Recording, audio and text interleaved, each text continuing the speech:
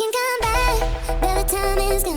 I'm running to escape from your left. Don't lie, 'cause I know your heart. 네, 대전시정실로 이번 주 풍악을 울려라 함께하는 시간입니다. 네, 오늘은 두 분 모셨는데요.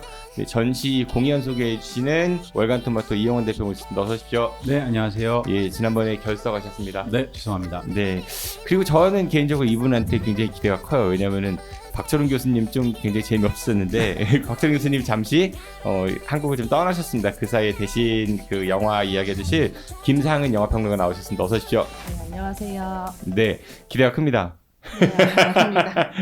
땜빵입니다. 네, 아예 뭐 그런 거 없어요. 방송을 잘하면 그냥 꽤 차는 거예요. 네, 그건 뭐 정글입니다. 정글 여기는. 네, 뭐 순서 이런 것도 정해진 것도 없고. 네, 보고 있나 박철웅.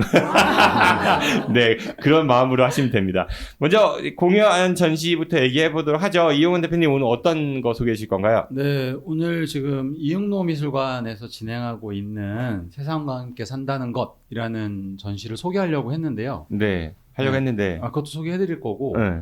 시립미술관 쪽에 가보니까 봄이 되면서 전체 전시가 다 바뀌었거든요. 네. 근데 전시가 다 좋아요.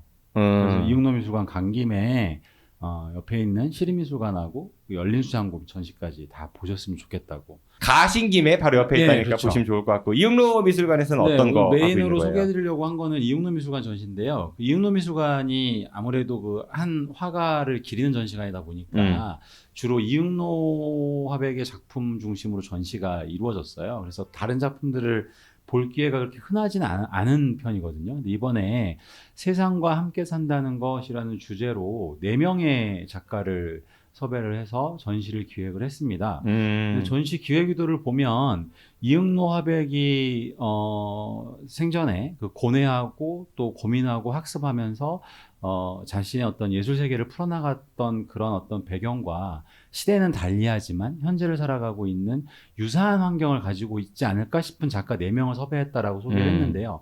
어떤 지점에서 그것이 딱 맞아 떨어지는지는 잘 모르겠지만 결과론적으로는 4명의 작품이 다 이응로 미술관하고 잘 어울렸고 깊은 인상을 줄 수 있는 좋은 작품들이었습니다. 그 이 4분의 작가가 뭐 이응로 화백의 제자거나 뭐 이런 건 않습니다. 아닌 거고. 네, 연배도 다르고 생활 그 터도 다르고 터전도 달랐기 때문에 제자는 아니고 어떤 분들이 그러면 이번 전시에 이번 전시에 초대됐나요? 그 사윤택, 김혜숙 그리고 정용일, 이동욱 작가 이렇게 4명의 작가를 저 한 번도 못 들어본 분들이라서 유명하신 그런가요? 분들이에요? 네. 제가 잘 몰라서. 나름 중견 작가들의 반열에 이제 올라서려고 하는 또 올라선 분들이시고요. 다 이 인근에서 작업을 하세요. 또 다 대전과 인연이 있으세요. 뭐 정용일 작가 같은 경우에는 이후 충북 옥천에서 활동하시고요. 작업을 하시고요. 그리고 사윤택 작가 같은 경우에는 청주에 계시고, 그리고 김혜숙 작가는 대전에서 작업을 하시고, 그리고 이동욱 작가는 충남대학교 나오셔가지고 지금 경기도에서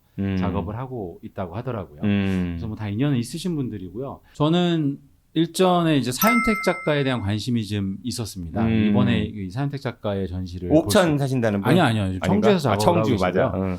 근데 이분을 알게 된 건 사실 시간에 대한 공부를 하다가 찾아 들어가다 보니까 사윤택 작가가 나오더라고요. 그래서 어떻게 된 거지? 왜 사윤택 작가가 시간이라는 철학적 개념에 검색 과정에서 걸렸을까 하고 좀 이렇게 관심 있게 지켜봤었는데 이분이 그 전통 회화를 하셨던 거죠. 근데 이 미술 쪽에도 새로운 미디어들이 계속 출연을 하잖아요. 뭐 대표적인 것이 영상이고 그것 말고도 뭐 다양한 신기술들이 계속 등장하고 있는 이 시대에 어떻게 보면 레거시 미디어라고 할 수 있는 레거시라고 할 수 있는 이 회화라는 것이 계속해서 작업을 하는 것이 의미가 있는가에 대한 고민을 했나 봐요. 그 과정에서 시간이라는 것들을 담아낸다는 것, 이것이 회화로서 가능할 것인가에 대한 고민을 하면서 굉장히 다양한 시도를 하셨거든요. 시간을 그림으로 그렇죠. 어떻게 표현할 것인가. 시계 그리고 이런 건 아닌 거죠? 그렇진 않아요. 그래서 뭐 야구 그 캐치볼하는 모습에 그 공의 흐름을 이제 표현을 한다거나 아니면 테니스를 치는 그 장면에서 테니스 공이 움직이는 것들을 표현한다거나 하는 것에서 시작해서 최근에는 CCTV를 통해서 바라보는 대상 을 접목을 하거나 아니면 뭐 고구려 고분벽화나 아니면 암각화를 현대회화와 연결을 하면서 이러한 고민들을 풀어나가는 어떤 방법으로 사용한다거나 하면서 굉장히 새로운 시도들을 하고 있더라고요. 근데 작품의 결과물들이 되게 재밌어요. 어렵지 않고 쉬운데 그 과정에서 작가의 고뇌가 설핏설핏 보인다는 게 재밌거든요. 그래서 이번 전시를 통해서 그걸 한번 봤으면 좋겠고요. 또 김혜숙 작가 같은 경우도 되게 작품이 재미있는데요. 도시 풍경이에요. 누구나 볼 수 있는. 오늘도 우리가 누구나 보았던 도시 풍경을 작가의 시각으로 새롭게 해석해낸 거죠. 그래서 표현 기법도 재밌어요. 이것을 비닐에 그 프린팅을 해서 그걸 일일이 오려서 유리에 붙여요. 붙여서 이것을 힘 많이 들어가겠다. 예, 3장이나 6장의 유리판 레이어를 만든 다음에 거기에 위도한 대로 붙이다 보니까 입체적이기도 하면서 또 왜곡도 되면서 다양한 어떤 그 표현 결과물들이 나오거든요. 그래서 이 보여지는 도시의 모습이 유리에 반영돼서 보여지는 도시의 모습이 굉장히 아름답게 보입니다. 이게 내가 일상적으로 보고 있는 풍광이 어떤 측면에서 어떤 시각에서 재해석해내면 이렇게도 보일 수 있구나라는 거를 깨닫게 해주는 좋은 작품이고요. 또 이동욱 작가 같은 경우에는 공황장애가 있었음을 고백해요. 본인 스스로가 20대 공황장애가 있었는데 어느 순간 갑자기 환영처럼 풍선 하나가 이렇게 떠오르는 모습이 보였대요. 근데 그 풍선이 마치 구원의 빛처럼. 그래서 그 풍선을 모티브로 해서 되게 다양한 작업들을 하고 계시거든요. 근데 그 풍선을 화면 가득히 채우면서 본인이 느낀 어떤 감정이나 감상들을 표현해내는데요. 풍선 아무럴 것도 없는 우리 흔히 보이는 단순한 기제잖아요. 근데 이걸 가지고 어떻게 저런 효과를 만들어낼 수 있을까 싶을 만큼 작가의 창의성은 정말 놀랍다라는 것들을 보여주고요. 정용일 작가는 무에 관심이 많으시대요. 무? 네, 무속할 때 그 무. 네. 먹는 무가 아니라. 그렇죠. 이거를 조금 더 풀어서 해석을 하면 삶과 죽음에 대한 어떻게 보면 고전적인 사유의 대상이죠. 이 부분에 대한 고민을 하시면서 그것을 화폭에 이제 그려내시는데 다양한 풍경들이 등장을 해요. 주로 이제 자연을 다루거나 숲, 나무 뭐 이런 것들을 다루시는데 오늘 이번 전시에서 이 정용일 작가의 작품을 이렇게 바라보다가 한 번도 경험해보지 못한 사후의 어떤 경계 지점, 삶과 죽음 사이의 경계 지점의 풍광이 저런 모습 아닐까라는 생각을 문득 하게 되었습니다. 작가 의도도 그러했는지는 잘 모르겠어요. 하지만 저는 그런 생각들을 좀 하게 됐고요. 이응노 미술관에서 오래간만에 이응노 작품이 아닌 다른 후배들의 작품을 가지고 기획 전시를 좀 마련을 했는데요. 한번 좀 찾아가서 보시면 따뜻한 봄날에 다양한 사육거리를 제공해 줄 수 있는 좋은 전시를 만나실 수 있을 겁니다. 특히 뭐 봄에는 그 한밭수목원에 굉장히 예쁜 꽃들도 많이 피니까 그 한밭수목원 산책도 하시고 이렇게 전시관 가서 전시 관람하시는 것도 좋을 것 같네요. 이거 언제까지 그럼 볼 수 있는 거죠? 이 작품 전시 기간이 제법 길어요. 6월 9일까지고요. 네, 입장료도 늘 물어보시는데 입장료는 1,000원밖에 하지 않습니다. 1,000원. 네, 알겠습니다. 고맙습니다. 좋은 전시 소개해 주셨고요. 영화로 넘어가 보겠습니다. 네, 기대가 큽니다. 네, 보고 있나 박철웅. 네. 어떤 영화 소개해 주실 건가요? 네, 오늘 제가 소개시켜드릴 영화는 패스트 라이브즈라는 작품이고요. 패스트 라이브즈. 네, 네. 2년? 그러니까 과거의 삶에 대한 그런 얘기고 3월 6일에 개봉해서 사실 조금 됐어요. 근데 이 작품이 오스카의 이제 작품상, 각본상에 지명이 되면서 다시 한번 주목을 받고 저는 개봉날 봤거든요. 되게 좋아서 한번 추천해드리고 싶었던 작품입니다. 이용건 대표님 이 영화 보셨어요? 아니 이거 혹시 우리 한국계 감독 작품 맞나요? 맞아요, 네 그거. 네. 봐야지 하면서 지금 보고 있습니다. 주목받았던 게 이제 베를린 영화제의 국제 부문의 경쟁에 진출했거든요. 근데 그때 워낙 작품들을 감독들이 극찬을 해서 좀 기대감이 있었고, 그리고 이 감독의 아버지가 넘버 3라는 영화, 세기말 뭐 이런 영화 만드신 송명환 감독님이세요. 그래서 그 딸인 셀린송 감독의 자전적인 작품이고 또 부러웠던 점은 넘버 3가 송강호 배우가 거기 그 영화를 그렇죠. 좀 떴죠, 그렇죠? 그렇죠. 불사판가요? 네. 네. 그래서 감독 젊어요. 88년생이어가지고 같은 영화 하는 사람으로서 좀 부러운 게 이제 저보다 2살이 어리더라고요. 이렇게 첫 작품인데 오스카에 나갈 수가 있구나 그런 생각을 했고, 이 영화는 일단 되게 자전적이에요. 그래서 박철웅 교수님한테 좀 도와달라고 하세요. 오스카 진출할 수 있게. 뭐 하는 거야? 네.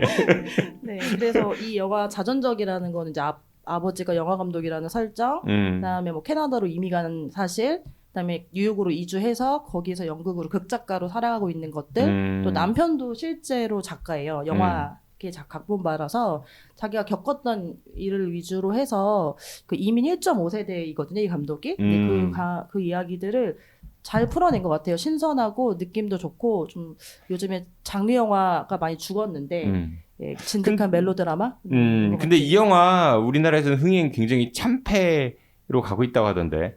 흥행은 잘 됐지 않고 제가 봤던 25일 기준으로 10만이에요. 근데 왜 이렇게 안 들어서요? 오스카 후보도 올라가고 이랬는데 우리 이영훈 대표님 안 볼 정도면 그러니까요. 근데 제가 보라고 추천을 해드려야겠습니다. 영화는 네. 되게 좋아요. 좋아요? 왜 네. 좋아요? 일단 뭐 여성 서사이고 보통 이민 서사라고 하면은 뭐 차별의 역사, 그다음에 뭐 경제적으로 힘든 가족들이 그 안에서 이제 뭐 겪어내는 것들 이런 것들에 대한 얘기가 많은데 여기는 자기가 홀로서기예요. 자기 정체성을 스스로 인식하고 자기 일을 또 자기의 사랑을 자기의 선택을 직시하는 그 여자의 스토리이기 때문에 그런 점이 좀 이런 스토리에 응원하게 만든다라는 점이고 하나의 세계관을 가지고 보면 이 영화가 재밌을 것 같아요. 그래서 이 혜성이라는 유태호가 맡았던 그 남자가 12살에 헤어진 잘 작별 인사를 못한 그 나영이라는 친구를 12년 후에 24살이죠. 그때 만나고 또 12년 후인 36살에 또 뉴욕에서 만나요. 그래서 12, 12, 12 이렇게 그래서 뭔가 이 평생 잊을 수 없는 남자의 어떤 로맨스를 그 유태호가 어차피 니킬이라는 분과 결혼을 한 되게 유명한 아시나요? 몰라요. 뉴욕에서 만나서 첫눈에 사랑에 빠진 그 러브 스토리가 되게 유명하거든요. 그러니까 이 영화는 여성들이 좀 더 좋아할 수 있겠네요. 그러면은 들어보니까 이게 저도 안 봐가지고 네, 친구랑 봤는데 제가 계속 웃고 봤다고 하더라고요. 그래서 어쨌든 엷은 그런- 미소가 네. 띄어지는. 네네 그런 부분들이고 그래서 그런 공백들을 메워요. 남자의 네. 서사가 되게 자세하게 모세하게 되진 않지만 되게 영리하게 유태호 배우를 캐스팅을 한 것 같다라는 생각이 들었고 그리고 일단은 촬영이 되게 잘 됐어요. 그래서 서울과 뉴욕이라는 공간을 이렇게 자꾸 반복해서 비춰주는데 이 나영이라는 여자는 어쨌든 이민을 갔잖아요. 그래서 이제 서울이라는 곳은 약간 향수적으로 그려져요. 약간 유태호 배우가 마지막에 뉴욕에 왔을 때도 되게 요즘 한국 남자 같지 않은 약간 촌스럽게 묘사되는 약간 자기가 떠나온 곳에 대한 향수를 서울의 공간으로 많이 묘사를 했고 그에 반해서 뉴욕 공간이 정말 잘 촬영이 됐어요. 그래서 이분이 원래 거기에서 이제 실제 연극 활동을 하셔서 그런지 그 뉴욕이라는 공간을 잘 담아낸 또 하나의 영화가 나왔다라고 얘기할 수도 있을 것 같고. 근데 저는 이제 이거 갖고 오신다고 해가지고 좀 이제 스토리 같은 거 읽어보고 그랬는데 이게 남자들이 보면 좀 화날 것 같아. 왜냐면은 이 여자 주인공 결혼했거든요. 극 중에서 맞아요. 결혼했는데 옛날 첫사랑 남자가 찾아온대. 그 셋이 만나기도 하고 막 이러는. 근데 이 여자 주인공하고 그 남자 아까 뭐 그 유태호 배우인가 그분하고 둘이 썸 타는 거거든요. 남자들이 보면은 기분 나쁠 것 같지 않아요? 우씨, 그럼 남편은 뭐야?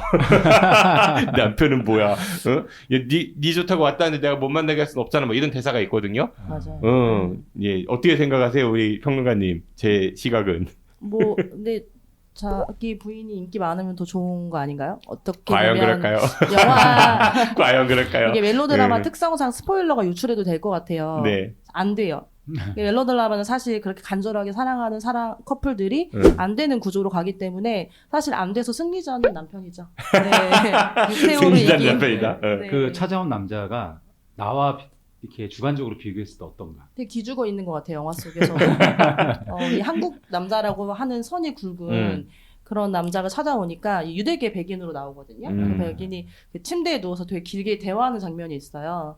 그러면서 좀 질투도 보여주고 하는데 결국 승리자기 때문에 아이 반대로 평론가님이 남편분이 갑자기 옛날 첫사랑이라고 결혼한 여자가 찾아와가지고 좋겠어요? 저는 내 만나게 남편이- 하지 않겠습니다.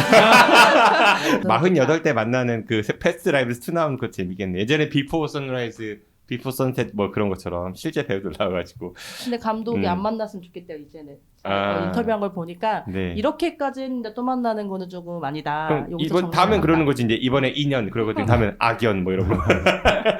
알겠습니다. 네, 오늘 풍요하고 의렬한 시간은요. 네, 이응로 미술관에서 현재 하고 있는 세상과 함께 산다는 것. 예, 4명의 작가가 함께 참여를 하고 있고요. 그리고 셀린송 감독의 패스트 라이브즈 2 것을 소개해드렸습니다. 네, 월간 토마토 이용원 대표 오셨고요. 그리고 영화평론가 김상은 선생님이었습니다. 두 분 고맙습니다. 감사합니다.